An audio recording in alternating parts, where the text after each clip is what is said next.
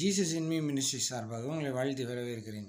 இந்த ஜூலை மாதத்திலே தேவனாகிய கர்த்தர் உங்களுக்கு கொடுக்கிறதான வாக்குத்தத்தமான வார்த்தை என்னவென்று சொன்னால், யாத்திராகமம் 9:6, என்னுடைய வல்லமையை உன்னிடத்தில் காண்பிக்கும்படியாகவும் என் நாமம் பூமி எங்கும் பிரஸ்தாபப்படும்படியாகவும் உன்னை நிலைநிறுத்துவேன் என்று சொல்லி தேவனாகிய கர்த்தர் இந்த மாதத்தில் உங்களுக்கு வாக்குத்தத்தம் பண்ணியிருக்கிறார். இந்த கடந்த 6 மாதங்களும் உங்களை கர்த்தர் சீர்படுத்தி ஸ்திரப்படுத்தி பலப்படுத்தி இருக்கிறார். இந்த மாதத்தில் உங்களை நிலைநிறுத்த அவர் வல்லவராக இருக்கிறார். இந்த மாதத்தில் பார்த்தீங்கன்னா உங்களுக்கு நிலையான ஒரு ஆசீர்வாதம் உங்களிடத்துல நிற்கும். நீங்கள் இழந்த ஸ்தானத்தில் நீங்கள் போய் மறுபடியும் கர்த்தர் உங்களை உட்கார வைப்பார்.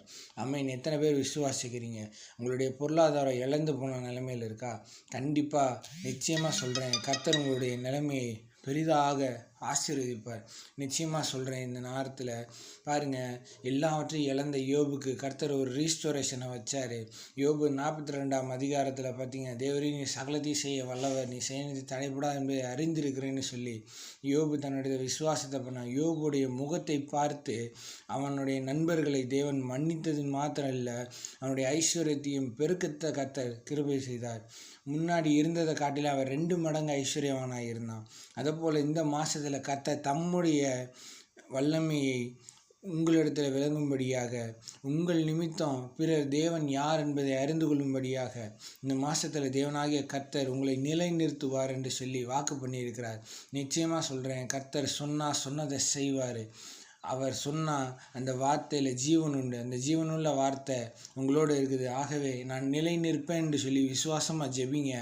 கர்த்தர் கண்டிப்பாக அந்த மாதத்தில் 31 நாள்லையும் கர்த்தர் உங்களை நிலை நிறுத்துகிற ஒரு அனுபவத்தில், உங்களுடைய ஊழியத்தில், உங்களுடைய வேலை காரியங்களை எல்லாவற்றிலும் கர்த்தர் உங்களை நிலை நிறுத்துகிற ஒரு அனுபவத்துக்குள்ளே கர்த்தர் கொண்டு போய் வைப்பார். ஆமென்.